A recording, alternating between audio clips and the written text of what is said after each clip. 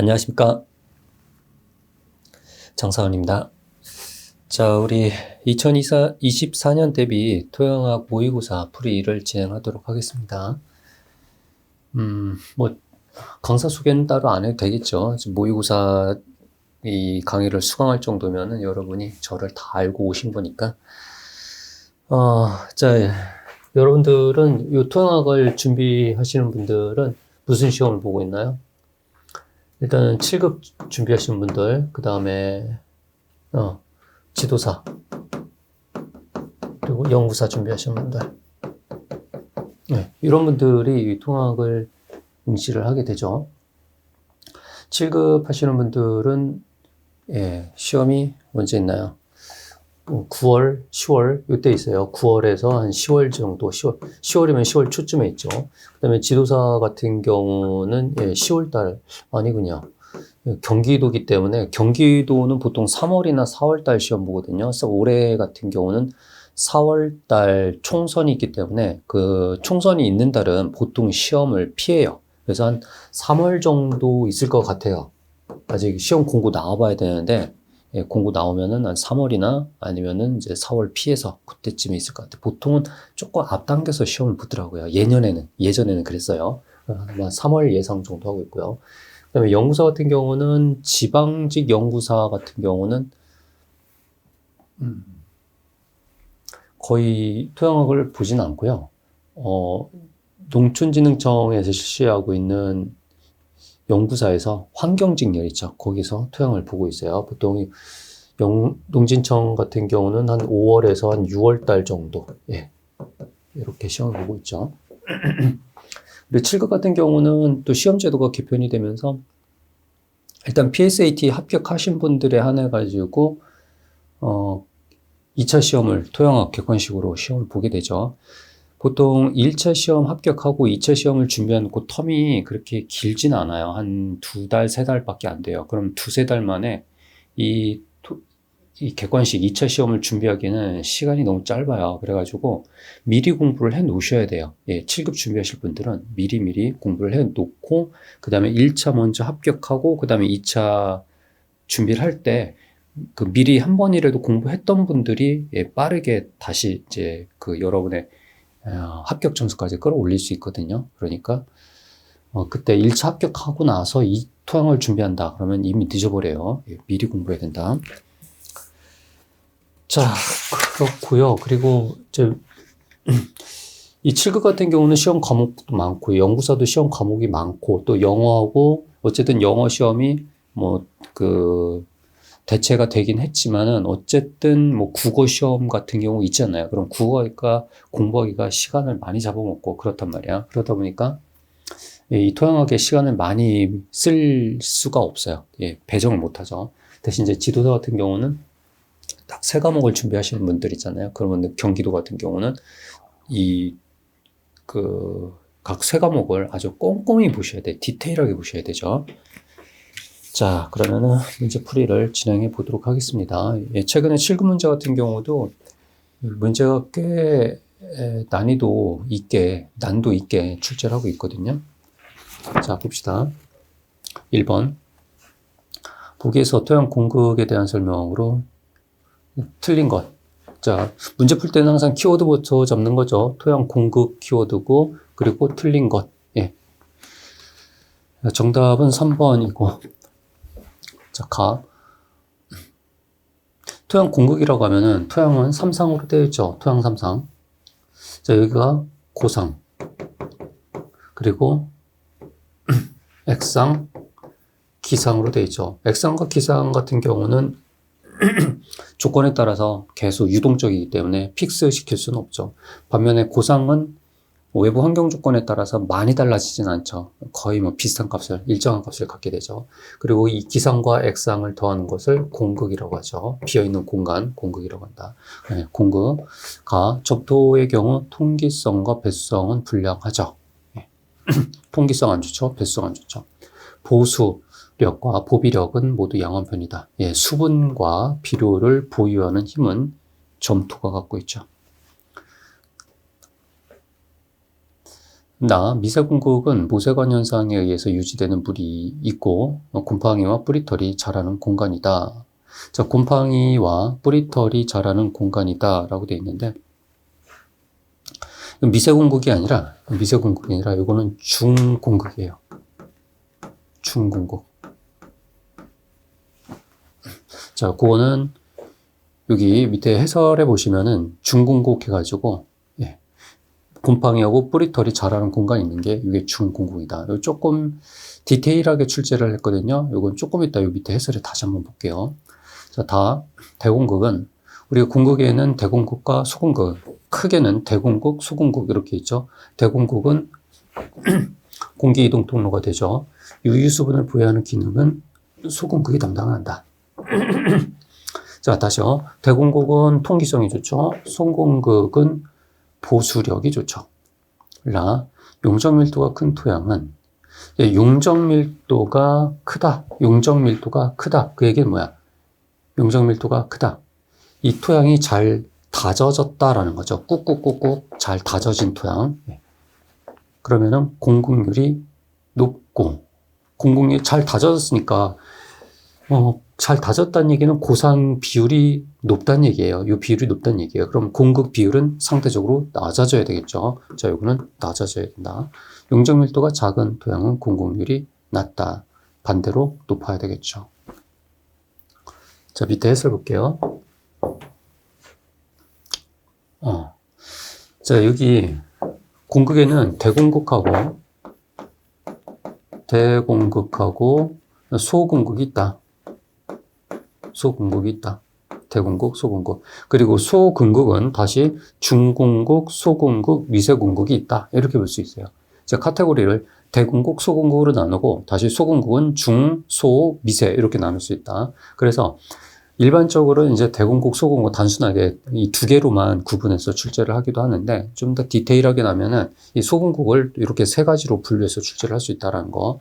자, 이거 얼마든지 출제될 수 있는 부분이니까 준비하셔야 돼요. 곰팡이, 뿌리털이 자라는 것은 중공국이다. 그 다음에 세균이 자라는 것은 소공국이고, 그리고 미세공국 같은 경우는 거의 미생물이 자랄 수 없어요. 거의 대부분은 자랄 수 없고 일부만 아주 소량 존재할 수 있다. 이렇게 보시면 되겠고요. 거의 대부분은 존재하기 어렵다라는 거. 자, 그렇게 보시면 되겠고.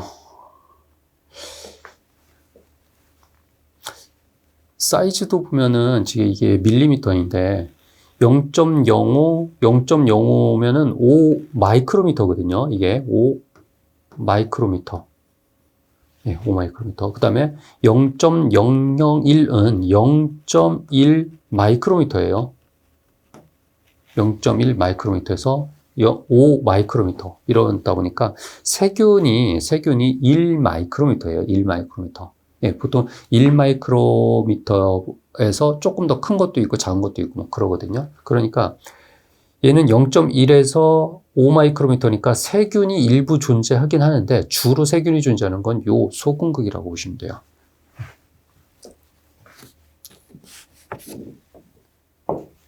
자, 요 사이즈까지 암기하라. 그건 아니고요. 예. 그 느낌을 좀 살려보자라는 거죠. 자, 요거는 분명히 가져가셔야 돼요. 요거 세균. 예. 자, 다음 문제. 풍화, 내성, 틀린 것은? 자, 풍화에 대한 내성, 틀린 것은? 정답 3번이고. 석영은 깁사이트보다 풍화 내성이 강하다. 석영이 풍화 내성이 강한 거는 맞아요. 맞는데, 이 석영보다 더 강한 게 금속 화합물들이에요. 금속 화합물들. 그래서 이 석영보다 우리가 이 풍화 순서 암기하라고 제가 말씀 많이 드렸었잖아요. 감, 휘, 각, 운, 장석, 그리고 석영. 예, 감, 휘, 각, 운, 장, 석영인데 이때 운모는 흑운모하고 백운모가 있어요. 흑운모와 백운모가 있고요.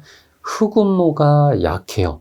백운모가 더 단단해요. 그러니까 자꾸 이게 헷갈릴 수 있으니까 석영은 거의 흰색에 가까워요. 투명한 색에 가까워요. 밝은 색깔이야. 그러니까 백운모가 밝은 색깔이고 밝은 게 더 강하다. 그리고 감남석이 어두운 색에 가깝죠. 어두운 색, 검은색이란 말이죠. 그래서 흑음모가 더 검은색 쪽이다라고 기억해 주시고, 그 다음에 석영보다 더 강한 금속 화합물들이죠. 침철광, 적철광, 깁사이트에서. 네. 그리고 여기 까미각 운장석 같은 경우는 1차 건물이죠. 까미각 운장석은 1차 건물이. 그리고 나머지는 제가 언급하지 않았던 것은 2차 건물이죠. 2차 건물에서 이제 1차 건물보다 더 약한 게 방해석, 백운석 이런 것들이 더 약하죠. 이것도 또 약한 게 석고가 있죠. 석고, 그다음에 방해석, 백운석 이런 식으로 하죠. 그리고 깁사이트 이렇게 비교했으니까 깁사이트가 더 강하다라고 봐야 되겠죠. 서로 바뀌었다. 1번 정장석은 백운모보다 풍화 내성이 약하다. 정장석은 백운모가 좀 강한 편이라고 했잖아. 백운모가 석영 다음으로 강하다라고 했으니까 백운모가 강하고 정장석이 약하다. 2번 석고는 흑운모보다 풍화 내성이 약하다. 석고가 가장 약하죠.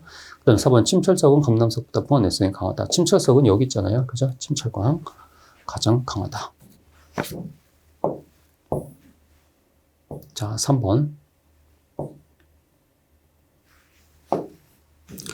정답 4번. 이윤 교환 틀린 것.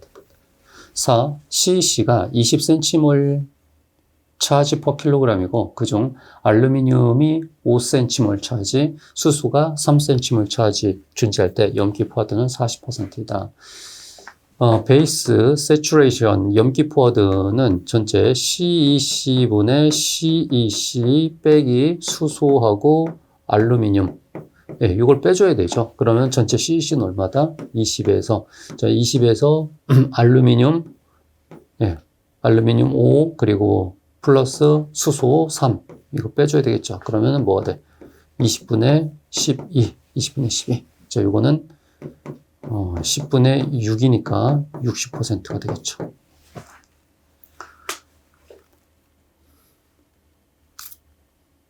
자, 1번. 토양의 양윤, 흡착의 세기는 양윤의 수화 반지름이 작을수록 증가한다. 자, 흡착 세기는 수화 반지름이 작을수록 더 강하다. 보통 수화 반지름 같은 경우 칼슘 2+하고 나트륨에서 수화 반지름 사이즈가 나오거든요. 칼슘은 수화 반지름이 작고요. 나트륨은 수화 반지름이 커요. 그래서 수화 반지름이 작은 이가 칼슘이 더 흡착 세기가 강하게 붙어 있죠. 세기가 강하다.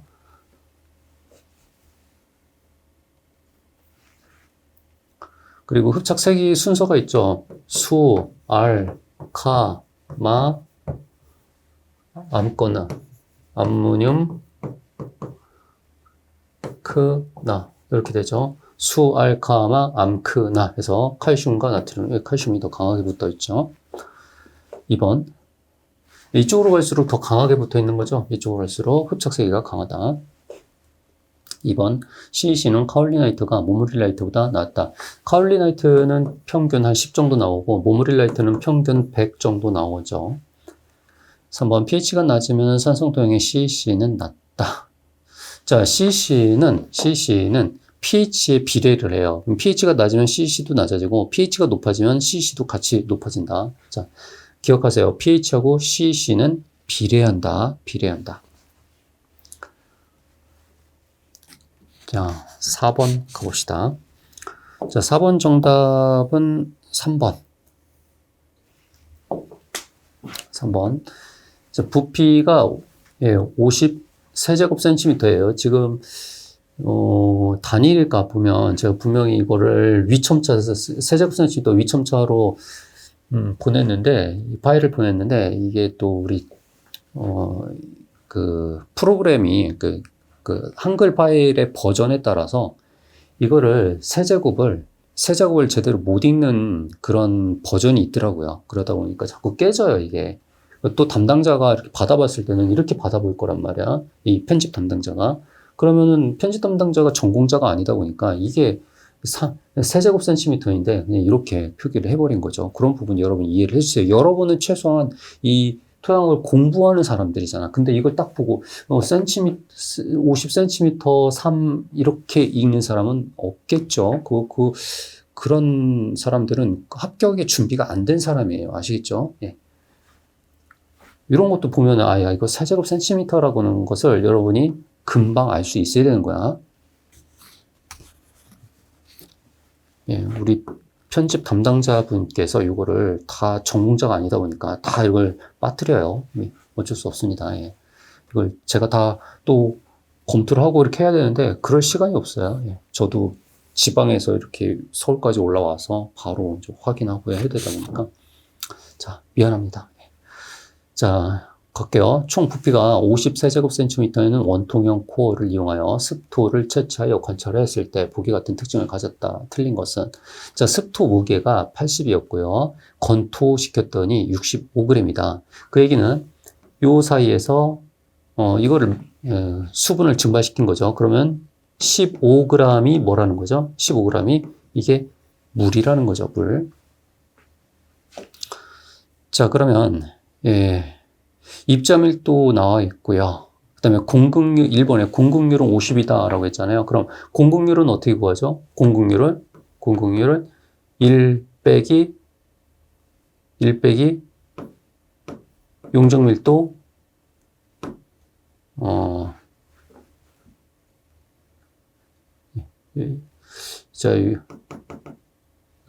자, 다시요. 1 빼기 입자밀도, 용적밀도. 자, 입자밀도 같은 경우는 지금 나왔죠. 입자밀도는 2.6이고요. 그 다음에 용적밀도 같은 경우는 어떻게 구해요? 용적밀도는. 자, 용적밀도는 부피분의 질량이죠? 부피분의 질량. 자, 부피는 뭐야? 50이죠? 여기 50이라고 나왔으니까. 질량은 뭐가 나왔어? 토양 질량 65가 나와있죠. 65. 자, 요거는 위아래로 곱하기 2 하면은 100분의 130이니까 1.3이 되겠죠. 용적밀도는 1.3 되겠네. 1.3. 그러면은, 자, 이거 1.3 나왔고요. 그 다음에 입자밀도 2.6 나왔어요. 자, 입자밀도하고 용적밀도 값이 나왔어요. 그러면 공극률 구하는 공식에 의해서, 자, 요거 생략해버려요. 자, 이렇게 구하면 되겠죠. 근데 제가 이론 강의할 때도 말씀을 많이 드렸지만 입자밀도하고 용적밀도가 딱 절반 값이 나온다. 그러면은 공극률은 뭐가 나와요? 50% 나오는 거잖아요. 이거 계산 하나 많아. 예. 용적밀도가 딱 절반밖에 안 나온다. 그럼 이거는 공극률은 50%죠. 자, 그래서 공극률은 50%다. 자, 기상부피는 10세제곱센티미터이다. 10세제곱센티미터이다. 자, 토양 3상을 그려볼까요? 토양 3상 전체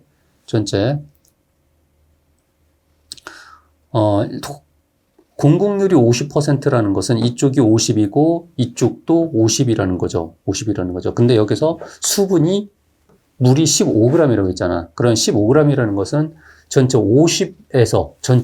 부피 50에서 15g이라고 했으니까, 예, 곱하기 위아래 분모분자 2 하면은 뭐가 돼요? 100분의 30%라는 얘기잖아. 그쵸? 그럼 이 3상으로 그린다라고 하면은 수분이 몇 퍼센트? 30%라는 얘기죠. 여기가 30%. 그리고 여기가 20%라는 얘기죠. 자, 여기 뭐야? 고상. 퍼센트야, 이거. 고상, 여기가 액상, 여기가 기상. 자, 그럼 기상은 20%죠, 20%. 그리고 이걸 전체 100%에서 이제 20%니까 20%니까 50세제곱미터에서 20%니까 10세제곱센티미터가 되겠죠. 3번, 토양 전체 부피 중 기상의 비율과 고상의 비율이 동일하다. 자, 기상과 고상 비율은 동일하다. 틀렸죠? 30과 20%. 용적 수분 함량은 수분 함량은 이렇게 30%가 되겠죠. 예, 부피죠. 수분의 부피죠. 용적 수분이라는 게 뭐야? 수분의 부피를 얘기하는 거잖아. 용적이 부피니까 예, 수분의 부피는 30%. 이렇게 구해주시면 된다. 예, 요거 공극률하고 입자밀도, 용적밀도 구하는 공식이 거의 이 문제의 기본 틀이 요거잖아요. 그러다 보니까 여러분들이 이해의 속도를 좀 빨리 높이기 위해서는 요 토양의 삼상을 꼭 그려주세요. 토양 삼상을 그려놓고 시작을 하시면은 훨씬 편하다. 5번 가자. 정답 3번. 토양 생산 관련 모재 분류 중 운정 모재 해당되는 것만 골라라. 자, 운정 모재는 두 가지가 있어요. 운정 모재가 아니라 이제 모재에는 잔적 모재와 운정 모재 두 가지가 있다. 잔적과 운적. 잔적 모재에 두 가지가 있어요. 잔적 모재. 잔적 무기 모재와 잔적 유기 모재요. 잔적 무기물, 유기물 요걸 얘기를 하는 거죠. 그래서 잔적 유기 모재 요것만 잔적 모재고 나머지는 운적 모재예요. 자, 운적이라는 건 이 운반 퇴적이를 얘기하는 거죠. 운반 퇴적, 화산성 분출물, 호성, 충적, 이렇게 충적 모재. 그리고 선상지, 이거 선상지도 이제 충적이 그죠. 충적, 하천의 흐름에 따라서 퇴적된 것. 자, 하성, 해성, 호성, 충적, 모든 충적이죠. 네, 선상지, 빙하에 의해서 퇴적된 거, 붕괴되어 퇴적된 거, 화산성 분출물, 얘네들. 그러니까 굳이 이걸 뭐 암기하려고 하지 할 필요 없죠. 잔적 모재는 딱 두 가지만 있는 거니까.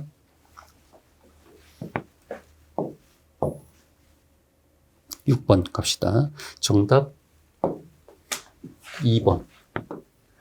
자, 토양 유실 예측 공식의 침식석 인자 K에 해당되는 것은 침식석 인자는 딱 두 개가 있어요. 침투율과 토양 구조 안정성. 예. 침투율과 토양 구조 안정성 딱 두 가지가 있어요. 다른 거는 해당 사항 없고요. 이것도 뭐 단순하게 카테고리 문제가 되죠. 우리 5번에서도 카테고리 문제, 6번도 카테고리 문제. 가장 기본 문제 유형이죠. 이런 카테고리 구분하는 것이. 자, 그럼 침투율, 우리 침식성 인자의 K값에는 이 두 가지가 있는데 침투율이 높다. 그 얘기는 뭐야? 이 지표에서 수분이 지하로 흘러내린다. 그 얘기는 뭐야? 지표에서 유거량은 감소한다죠. 유거량은 감소한다. 그 유거량이 감소한다. K값이 작다이죠. 이걸 가지고 K값이 크다라고 하면 안 돼요. 유거량이 감소한다. 그것이 K값이 작은 거야. B번 토양 구조가 안정화되면은 예, 보통 안정화된다는 얘기는 입단화가 잘 형성이 되어 있을 경우가 그래요. 입단화가 잘 형성되어 있을 때. 그래서 빗물의 타격력에 잘 견딘다. 그러면 K값도 같이 낮아지겠죠. 자, 7번 갑시다. 토양 불포화 상태, 물의 이동. 자, 물의 이동인데 불포화 상태가 있고 토양의 수분은 불포화와 포화 상태가 있죠. 자, 정답은 2번. 틀린 거. 2번 불포화수에서 압력 포텐셜은 플러스 값을 갖고 압력 포텐셜이 높은 곳에서 낮은 곳으로 이동한다. 자, 우리가 수분 포텐셜은 워터 포텐셜은 자, 압력 포텐셜 플러스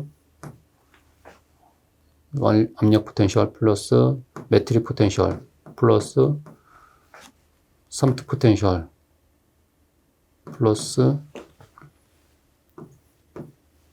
자, 네 번째가 중력 포텐셜. 이렇게 네 가지로 구성되어 있죠. 여기에서 플러스로 작용하는 게 압력 포텐셜, 이게 플러스로 작용하죠. 나머지는 다 마이너스로 작용을 하는데 이 중력 포텐셜은 플러스도 있고 마이너스도 있죠. 플러스 마이너스 둘 다 작용을 하죠. 자, 어쨌든 이 압력 포텐셜이라는 것은 수분으로 가득 찼을 때, 토양에 수분을 가득 찼을 때 그때 압력이 나타나요. 근데 지금 불포화잖아. 물이 다 빠져나가고 토양에는 공기층이 있어요. 공기가 지금 들어가 있단 말이죠. 그 상태에서는 압력은 존재하진 않아요. 자, 그렇게 불포화일 때는 압력 포텐셜을 갖는다라고 했는데 압력 포텐셜 자체가 성립하지 않는다야. 자, 그러니까 이 압력 포텐셜은 포화 상태에서만 존재한다. 그 다음에 이 매트릭 포텐셜 있죠. 이 매트릭 포텐셜은 불포화 상태에서만 존재한다. 그리고 중력 포텐셜은 포화와 플러스 불포화 두 상태에서 존재할 수 있는 게 중력 포텐셜이고요. 그리고 삼투 포텐셜은 거의 제로에 수렴하기 때문에 무시해도 된다. 이렇게 보시면 되겠고요. 1번. 공기 중 수분은 수증기압이 높은 곳에서 낮은 곳으로 이동한다. 토양 공기의 수분은 압력이 높은 곳에서 낮은 곳으로 이동한다. 3번. 불포와 토양 내 수분의 이동은 다시 법칙으로 측정할 수 없다. 다시 법칙 같은 경우는 포화 상태에서 법칙이 적용이 돼요. 그러니까 불포화 상태에서는 다시 법칙이 적용이 안 돼요. 다시는 포화 상태에서만 적용한다. 4번. 수분 침투력은 토양 수분해짐에 따라 급격히 감소하고 강우 지속 시 일정한 값에 도달한다. 자, 수분의 침투력, 지하로 이렇게 침투할 때는 처음에 비가 왔을 땐 침투 속도가 굉장히 빨라져요. 그러다가 어느 순간이 되면 이제 토양이 완전 젖어버리죠. 그럼 더 이상 침투력은 약해져요. 침투력은 감소를 하게 되고요. 그리고 강우가 계속 지속된다 하더라도 침투는 토양이 기본적으로 여기 모래가 있다라고 가정해 볼게요. 모래하고 이런 여러 가지 혼합된 토양이 있다고 해볼게요. 비가 맨 처음에 왔을 땐 침투 속도가 가장 빨라요. 그러다가 비가 일정한 속도로 일정한 강우량이 지속적으로 내린다라고 했을 때 기본적으로 토양이 갖고 있는 침투량이 있고요. 그러다 보니까 일정한 값에 도달하게 된다는 거죠.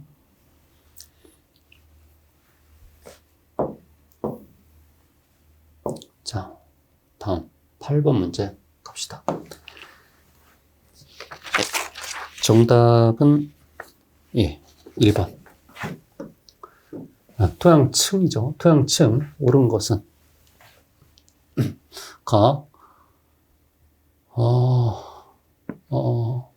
O2층은 미부속된 유기물층이다 라고 되어 있는데 OA층이 있고 O2층이 있고 OI층이 있죠. 이렇게 세 가지가 있죠. OA층이 완전 부숙이죠. A층이 완전 부숙, I층이 미부숙이죠. I층이 미부숙. 그리고 2층은 중간 부숙이죠. 중간 부숙. 그러니까 미부숙이다. 이거는 2층이 아니라 I라고 해야 되죠. OI층이라고 해야 된다. 2층은 일단은 토양층이 어떻게 되어 있다? 제가 암기 팁을 어떻게 보냈죠? A, B, C. 우리 알파벳 순서 A, B, C죠. A, B, C인데 이 사이에 뭐가 들어간다? 이 사이에 2층이 들어간다. 2층이 들어간다. 그리고 A층 그 위에는 유기물이 있다. 오가닉이요. 유기물이 있다. 이렇게 구성되어 있죠.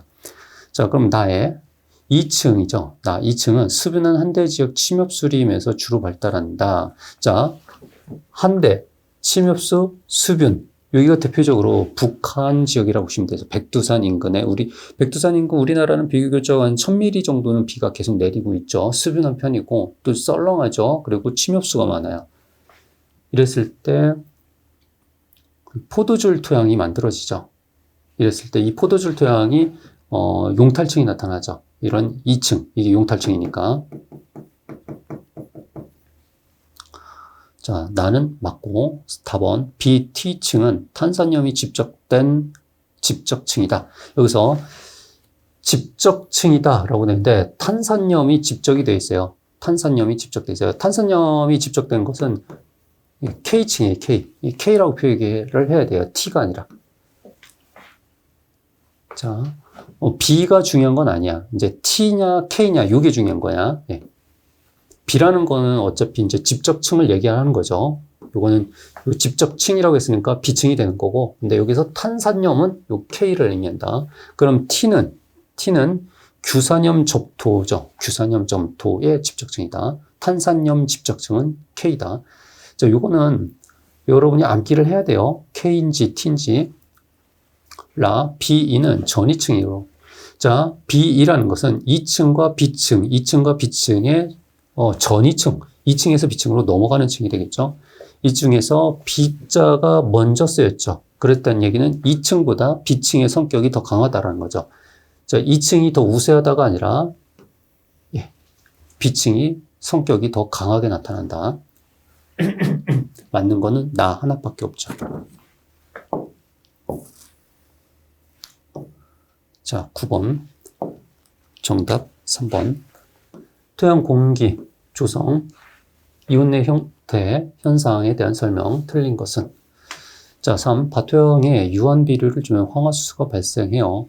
뿌리, 잎에 피해를 준다. 라고 되어 있는데, 유한 비료는 황산암모늄이에요.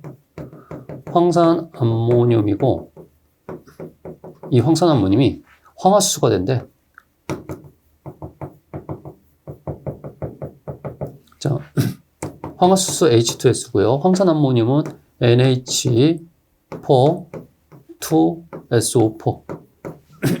여러분 이런 화학식을 암기할 필요는 없어요. 근데 황화수소는 당연히 여러분 알고 있어야 되는 것이고, 황산암모늄 화학식을 여러분이 암기해가지고 이걸 표시해라 이런 정도까지는 아니거든요. 근데 여러분이 감각이 있는 분들은 이렇게 표시할 수도 있는 것이고, 근데 그건 중요한 건 아니고요. 어쨌든 이렇게 황화수소 나왔다. 이게 뭐야? 수소가 붙어있다. 이거 환원이잖아, 환원. 그러니까 환원 조건에서 나타나는 거거든요. 이건 밭토양이 아니라 밭은 산화 조건이죠. 논토양에서 나타나요. 논토양에서 이렇게 황화수소가 나타난다.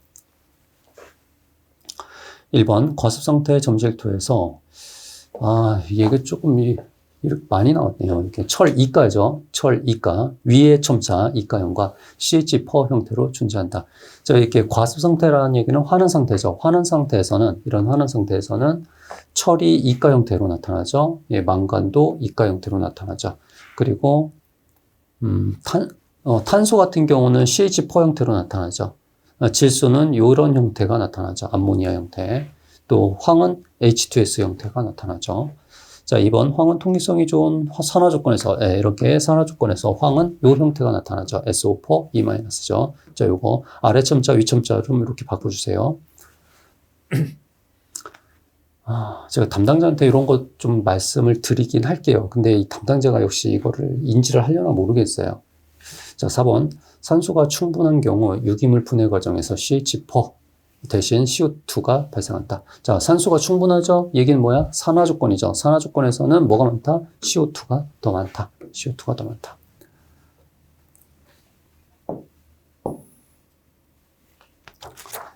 자, 이거 산화와 환원 시에 이온들의 변화에 대해서 여러분이 정확하게 기억할 수 있어야 되고요. 이거는 산화환원은 토양학에서만 여러분이 처음 하는 게 아니에요. 재배학에서 다 했던 거기 때문에 이걸 틀리면 말도 안 되지. 자, 10번 갑시다. 정답 4번.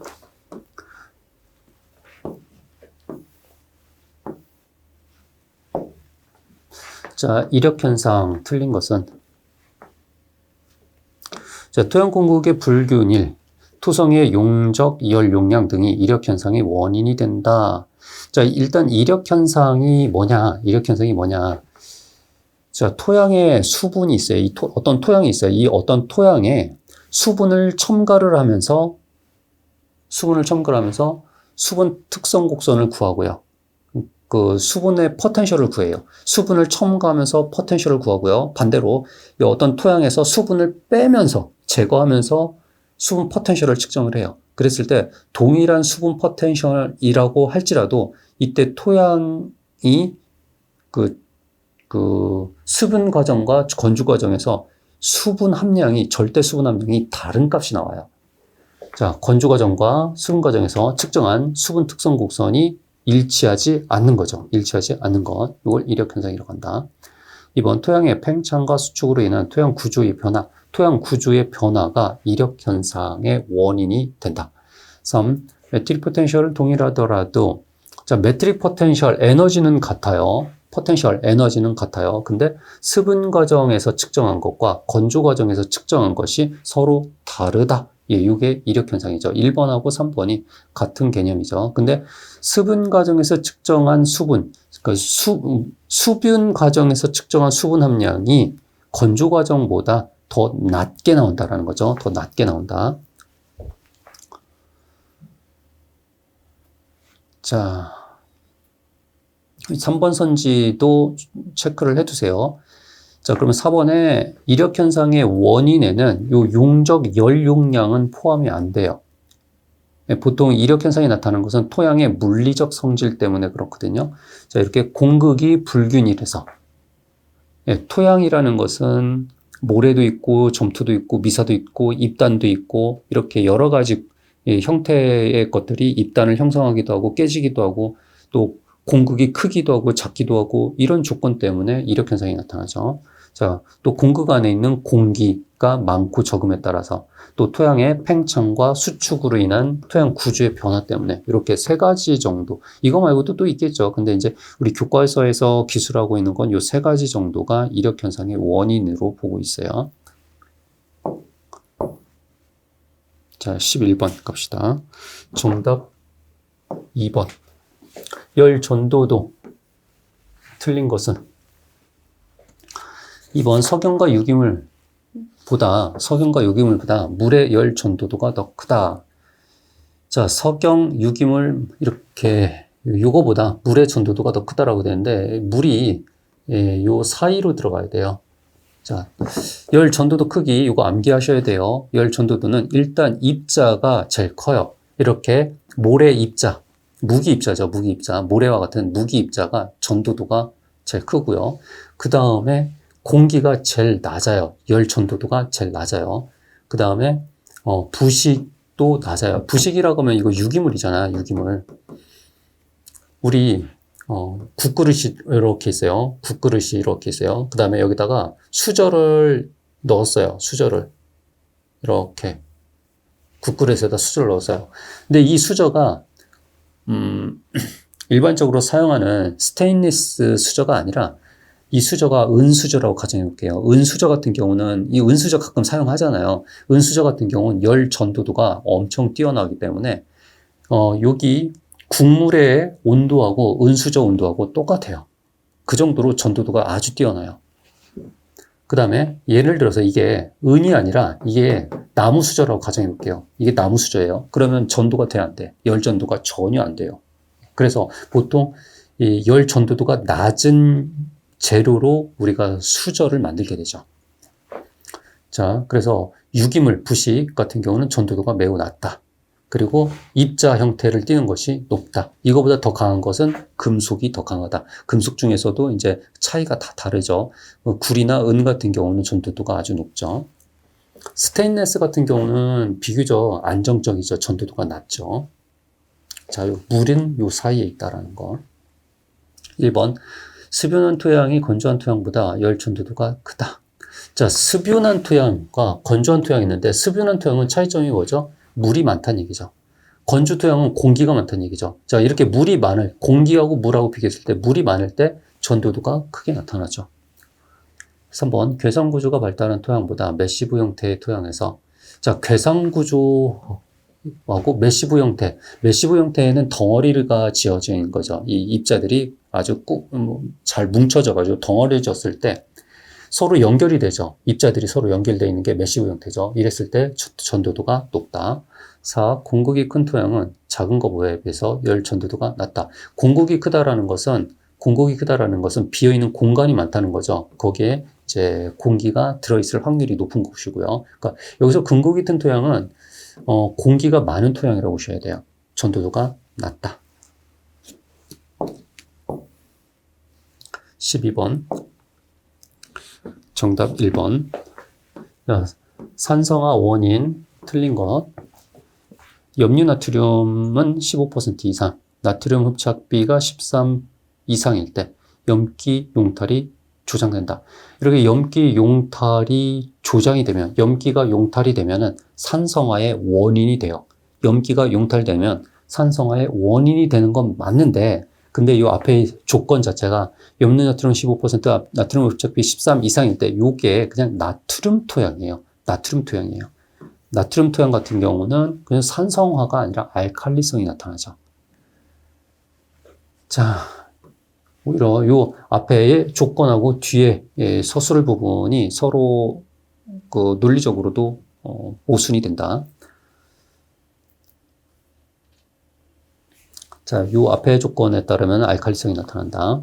2번, 농경지에서 작물을 수확하면 성물에 들어있는 알칼리 토금속. 알칼리 토금속은 뭐가 있지? 알칼리 토금속은 이가 형태. 칼슘 이가, 마그네슘 이가. 네. 자, 그리고 알칼리 금속은 일가가 있죠. 알칼리 금속은 일가가 뭐가 있지? 나트륨 일가, 칼륨일까? 이거는 나트륨 금속이고, 알칼리 금속이고요. 알칼리 토금속은 이가 형태다. 이런 것들이 함께 제거된다. 이렇게 작물을 수확하면은 칼슘, 마그네슘이 제거가 돼요. 이런 이 양이온들이 제거되면은 이 토양은 산성화가 되죠. 염기가 지금 제거된 거니까. 3. 뿌리와 미생물을 호흡을 통해서 CO2가 만들어지죠. 뿌리와 미생물 호흡에 의해서 CO2가 만들어지죠. 이 CO2는 물과 반응을 하게 돼요. 그럼 물과 반응하게 되면 탄산이 만들어지죠. 탄산이라고 하면은 H2CO3가 만들어지고요. 이 탄산에 또 수소가 해리가 돼요. 수소 플러스 HCO3 마이너스. 자, 이렇게 해리된 이 수소 때문에 산성화가 된다. 4번, 철, 황화물이 미생물 작용이나 화학적 반응을 통하여 황산이온으로 산화되면 수소이온이 생성이 된다. 자, 이렇게 황산이온이 만들어졌다.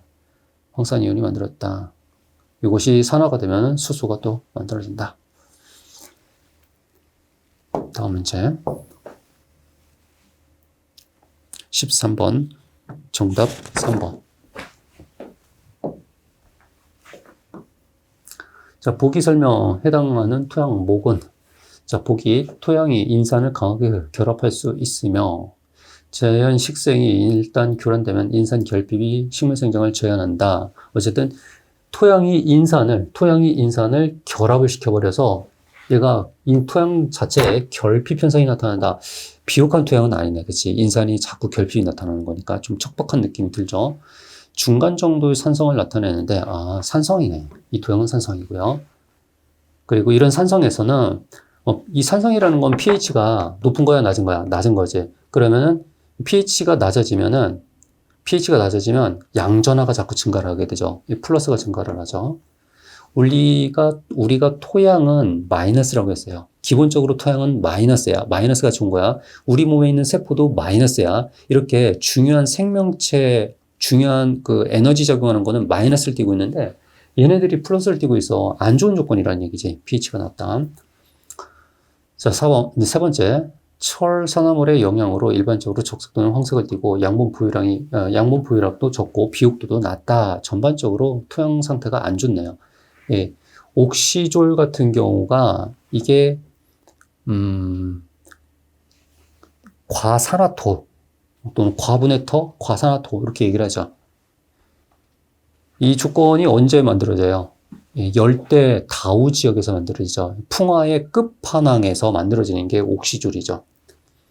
이렇게 고온, 다습, 열대 다우 지역에서 만들어진다. 그런 토양에서는 금속 산화물들이 막 자꾸 만들어지죠. 이런 철과 알루미늄, 금속 산화물들 만들어지고요. 그리고 분해가 더 이상 잘 진행이 안 되죠. 소변 같은 경우. 카올리나이트도 1대1 광물이고 척박하죠. 그런 이런 카올리나이트 같은 경우 CC가 10밖에 안 되다 보니까 비옥도가 떨어져요. 양분 보유량도 떨어져요. 그리고 산화물 같은 경우, 금속 산화물 같은 경우는 pH에 따라서 CC가 계속 변하고 있죠. 예, 산성에서 양전화가 나타난다는 거. 자, 그런 걸로 봐서는 역시 옥시졸이 답이 되겠네요. 자, 4번 스포도졸 나와 있는데 이 스포도졸은 반드시 뭘 생각해요? 백두산 인근을 생각하셔야 돼요. 백두산 인근은 한랭하고 다습하고 한랭, 다습, 침엽수 이 세 가지 조건이 반드시 나와야 돼. 한랭, 다습, 침엽수요. 그 다음에 엔티졸 같은 경우는 이제 막 생성한 토양이죠. 이제 막 갓 태어난 토양. 이게 엔티졸이죠. 그다음 알피졸 같은 경우는 비교적 토양이 숙도가 높은 편이죠. 완숙토라고 하죠. 완숙토. 예, 토양이 미숙한 것도 아니고 젊은 토양도 아니고 이제 이미 완숙되어 있어요. 알피졸. 그렇다고 이렇게 척박한 조건을 나타나지는 않아요. 알피졸이. 자, 14번 갑시다. 정답 3번. 자, 질소의 동태와 기능 틀린 것은 3번. 질산은 토양 교질에 흡착되어 강우량이 많아도 쉽게 용찰되지 않는다. 일단은 토양 교질은 뭐죠? 마이너스. 질산도 마이너스. 같은 마이너스끼리는 어떻게 한다? 밀어내버려요. 밀어내려. 밀어내라. 그래서 용탈되겠죠. 용탈되지 않는다가 아니라 그냥 밀어내버려요. 1번. 토양 중 질소의 대부분은 유기태 질소이고 2, 3%만 무기태 질소이다. 우리 지구상의 질소 있죠. 우리 지구에 존재하는 거의 대부분 99.9% 질소는 어디 있어요? 대기예요. 여기 대기에 있는 질소가 지구상에 있는 모든 질소가 대부분이라고 보시면 돼요. 토양에는 거의 없어요. 예, 토양에 있는 것도 그나마 토양에 있는 질소도 어디에 있다라는 거? 유기물에 있다. 유기물에. 그 유기물에 어떤 형태로 있어요? 단백질 형태로 있는 거예요. 우리 몸 단백질이잖아. 이 고기 덩어리 단백질이잖아. 이 단백질에 질소가 들어가 있죠. 그 형태로만 있고 나머지는 대기에 있다. 2번 질소 휘산은 pH, 자 휘산의 조건이죠. 휘산의 조건이 보통 알칼리성에서 휘산이 잘 되고요. 온도가 높을 때 잘 되고요. 건조할 때 잘 돼요. 이 세 가지 조건이에요. 휘산 조건은 알칼리성, 온도 높고 건조. 4번 식물 질소가 결핍되면 곡류작물은 분할수가 적고 영양 생장기가 짧아서 결실기가 앞당겨 수량이 감소된다. 자, 질소가 결핍됐을 때죠. 결핍됐을 때 분할 감소, 결실기 앞당겨 수량 감소한다. 특별하게 문제될 거 없죠. 다 맞는 내용. 자, 15번 갑시다. 15번 정답 1번. 토양 침식 방지. 틀린 것은 토양 유실량은 콩, 보리 혼작 방식이 옥수수, 보리 혼작보다 더 많다. 보통 유실량이잖아. 유실량이 가장 큰 게 일단 옥수수 단작하는 거예요. 옥수수 단작했을 때 유실량이 가장 커요. 그 다음에 옥수수랑 이런 보리하고 혼작하는 형태. 이게 유실이 가장 크고, 그 다음, 이거보다 옥수수보다 유실량이 더 큰 건 뭐죠? 나지. 아무런 작물도 재배하지 않고 그냥 토양 상태로 그대로 노출됐을 때 이게 가장 크죠. 그리고 가장 낮은 게 목초를 재배했을 때. 목초를 재배하면 유실량이 가장 적다. 2번 강우 운동 에너지를 감소시키고 입자의 분산, 비산량을 줄이는 것이 유리하죠. 3번 목초나 부초를 설치하는 방법이 유출량이 가장 적다. 4. 강우 토양 침투를 용이하게 하여 지표면의 유출수를 줄인다. 침투량을 늘리면 돼요. 토양 속으로 침투량을 늘리면은 지표에 유거되는 양은 감소하겠죠.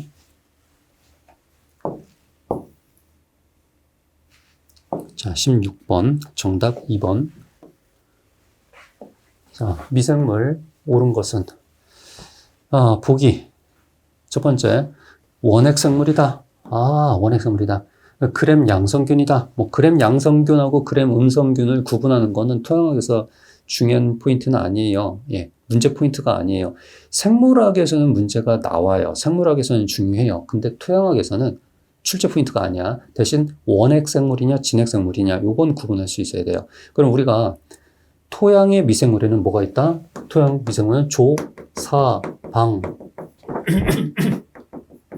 조, 사방세. 세 가지가 있죠. 네 가지가 있죠. 조류, 사상균, 방성균, 세균이 있는데 여기서 원핵생물은 누가 원핵생물이야? 요 두 가지가 원핵생물이죠. 그러면은 방성균이나 세균 둘 중에 하나라는 거죠. 두 번째, 사상균과 비슷하다. 사상균과 비슷하대요. 자, 사상균이 어떤 형태를 띠고 있어요? 사상균은 균사 형태를 띠고 있어요. 그러니까 외모 자체가 방성균이 균사를 갖고 있어요. 방성균이. 모양 자체는, 자, 방성균은 분명한 건 세균이에요. 방성균은 세균인데 외모는 사상균에 가까워요. 그래서 이 방성균이 사상균과 세균의 한 중간적인 특성을 갖는다라고 표현을 하거든요. 그래서 모양새가 이것이다. 그러면은 얘는 뭐야? 방성균이구나. 그리고 핵이 없다. 핵이 없다라는 게 원핵생물인 거죠. 세 번째, 수분 흡수 증가로 한 발에 대한 저항성을 개선시켜준다. 방성균. 네 번째, 입단화를 통해서 통기투성이 높아진다. 방성균. 이렇게 균사를 갖고 있는 것들이 입단화를 형성한다. 자, 1번 사상균과 공생하여, 자, 사상균과 공생을 하여 지의류를 만든다. 이거는 조류예요.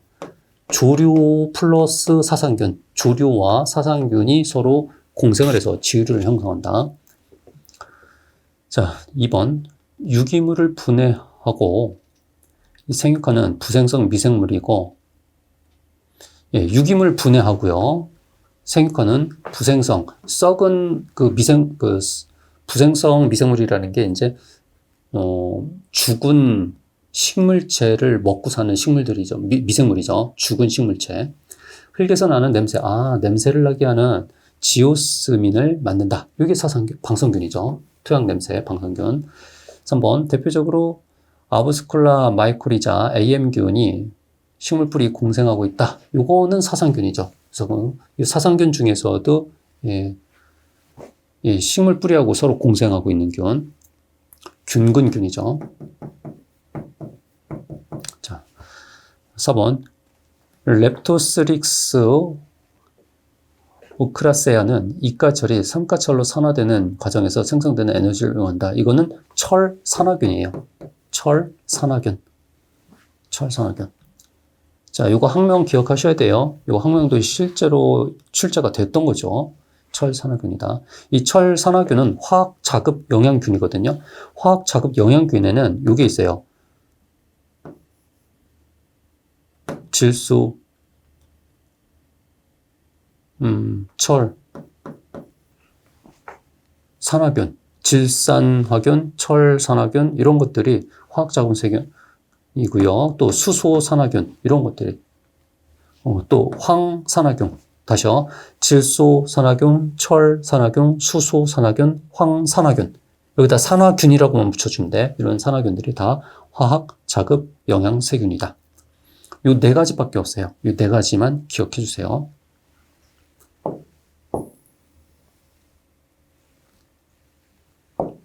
17번, 정답 2번. 점토광물 옳은 것은, 자, 보기를 보니까 규산 알루미늄 2대1 층상 사이 공간의 칼륨이, 자, 층간 사이의 칼륨이 마그네슘에 의해 치환이 된다. 예, 이 칼륨 대신 마그네슘, 만약에 칼륨이 많다. 2대1층인데 칼륨이 많다 하면은 이건 일라이트예요. 근데 칼륨 대신 마그네슘으로 치환이 된다. 마그네슘이 치환이 된다. 그럼 이거는 버미큘레이트예요. 버미큘레이트. 중간 정도, 팽창형이에요. 팽창형은 딱 2가지가 있어요. 팽창형은 버미큘레이트하고 몬무릴라이트가 있어요. 예, 버미큘레이트하고 몬무릴라이트가 있는데, 근데 몬무릴라이트 같은 경우는 팽창이 아주 크게 되는데, 버미큘레이트는 팽창이 되긴 해요. 근데 몬무릴라이트만큼 그렇게 크게 되진 않아요. 그래서 중간 정도의 팽창이다라고 하면 버미큘레이트야. 그리고 2대1층이다. 2대1층이라고 하면 뭐가 있어? 이렇게 몬무릴라이트, 버미큘레이트, 일라이트도 있죠. 그러니까 이 3가지 조건을 모두 충족하는 것은 이 버미큘레이트라고 보시면 돼요. 자, 2번, 요 보기에서 설명하는 거는 버미큘레이트고, 그 중에서 이제 옳은 설명이죠. 2번, 38면체 구조가 100에서 200 센티몰, 그러니까 평균 150센티몰이죠. 150센티몰 음전하를 가지는데, pH 은윤 전하는 매우 적다. 자, 2번은 버미큘레이트를 설명하고 있죠. 범위가 CEC가 대략 한 150 정도 나오죠. 그 다음에 몬무릴라이트가 CEC 평균이 대략 100 정도 나오죠. 자, 1번. 동형치원이 거의 일어나지 않고 토양 입자는 변두리 전하에 의해서 음전하로 하전된다. 자, 동형치원이 없다. 그리고 변두리 전하가 성립한다. 이게 대표적으로 1대1형 광물 카올리나이트에 대한 설명이죠.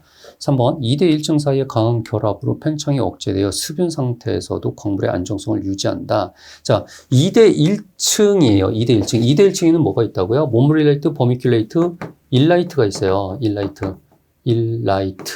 이렇게 3가지가 있는데, 이 중에서 팽창하지 않는 건 일라이트야. 그래서 2대1층에서 팽창이 억제된다라고 했죠. 그러니까 얘는 일라이트를 설명한 거지. 4번, 화산재. 화산지대. 이거 제주도 화산의 토, 알로판이 되겠죠. 자, 이렇게 점토광물 구분하는 문제 정말 많이 나오죠. 자, 18번 갑시다. 정답 3번. 보기에 토양수 옳은 것을 모두 골라라.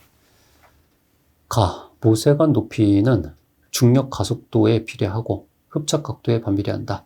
자, 여기 중력 가속도하고 흡착 각도에 대한 내용이 나오는데, 자, 중력 가속도에 반비례하고 흡착 각도에 비례한다.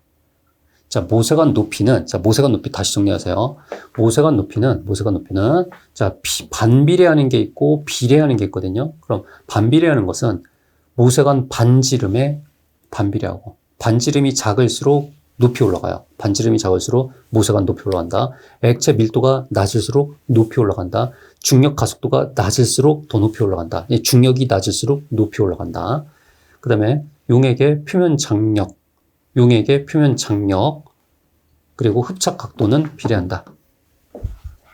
용액의 표면 장력이 클수록 높이 올라간다. 흡착 각도가 클수록 높이 올라간다. 비례 관계니까. 자, 이렇게 비례냐, 반비례냐 정확하게 구분해 주세요. 그다음 표면 장력은 액체 기체 분자 간의 인력이 액체 분자 간의 인력보다 클 때 생긴다. 자, 표면 장력이라는 것은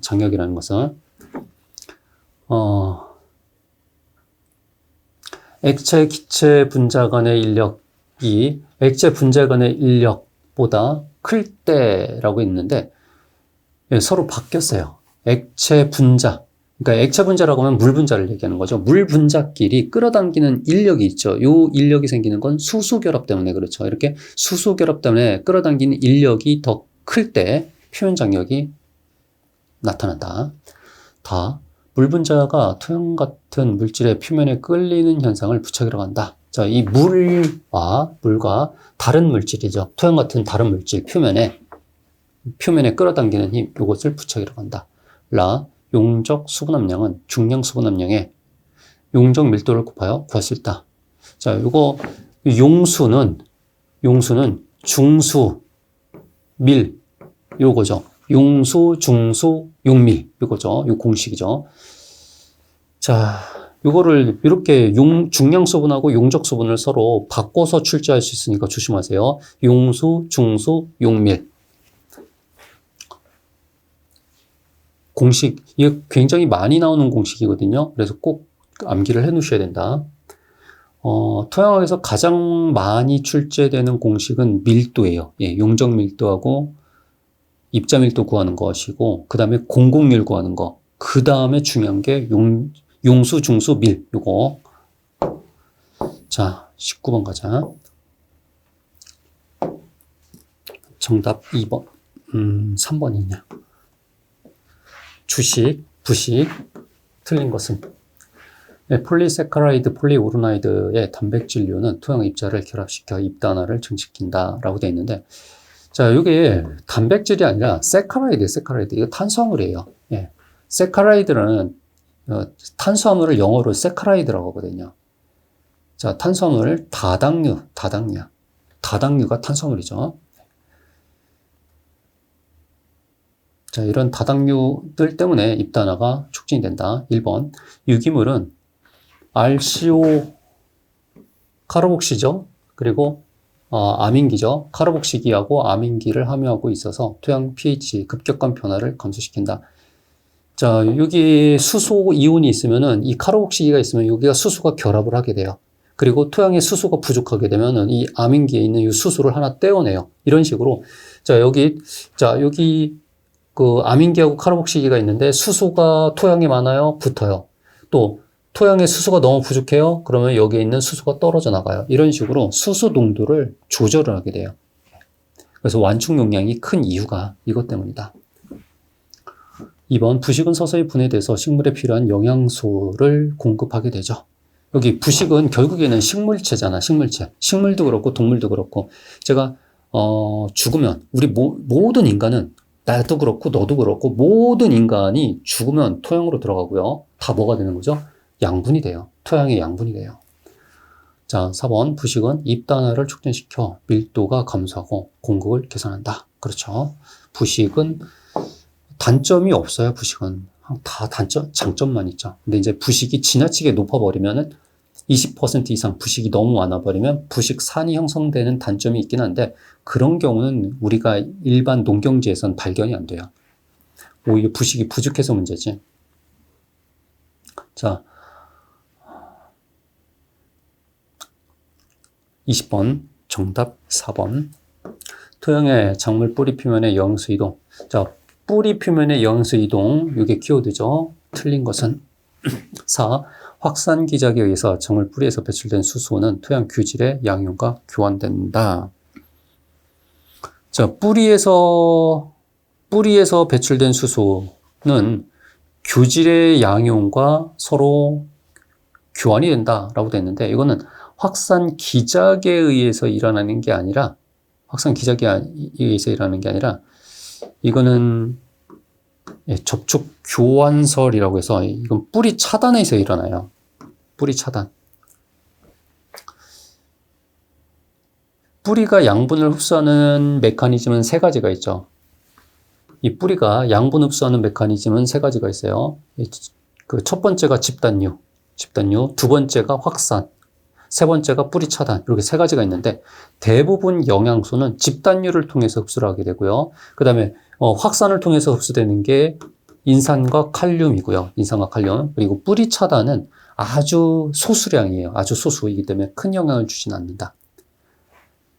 근데 이제 뿌리 차단을 설명하는 이론이 접촉 교환 학설이에요. 뿌리하고 접촉해서 서로 수소를 교환한다라는 거거든요. 이렇게 수소를 교환한다. 자, 요거는 뿌리 차단이다. 3번 집단류에 의한 영양소 이동은 작물의 증산작용으로 발생한다. 맞아요. 집단류의 현상이 일어나는 그 에너지원은 증산작용 때문에 그렇다. 1번 용액의 영양소 농도가 작물 뿌리의 영양소 농도보다 높을 때 영양소는 뿌리 표면으로 이동한다. 자, 용액의 농도가 높아요. 용액의 농도가 용액이 뿌리보다 높아요. 그러면 용액 높은 곳에서 낮은 곳으로 이동한다. 2번 인산칼륨은 확산에 의해서, 이렇게 인산칼륨은 확산에 의해서 이동한다 라고 했죠. 나머지 대부분은 집단류에서 이동을 하게 되고요. 자, 이렇게 해서 1회분 테스트를 마쳤습니다. 여러분 점수 몇 점 나왔는지 확인해 보세요. 몇 점 나왔는지 확인해 보세요. 점수가 우리가 총 4주 동안 16회분을 테스트를 하고 있고요. 16회분 끝나갈 무렵에는 여러분 점수가 90점 이상까지 끌어올려 주셔야 되겠죠. 뭐 당연한 거죠. 자, 그리고 OX 체크 확실하게 하시고 맞는 것보다는 틀린 거 위주로 다시 한번 여러분 교과서 있죠. 이 컨셉 기본서에서 내용을 다시 한번 확인하자. 그 개념 정리 다시 한번 하자. 자, 마치겠습니다. 수고했습니다.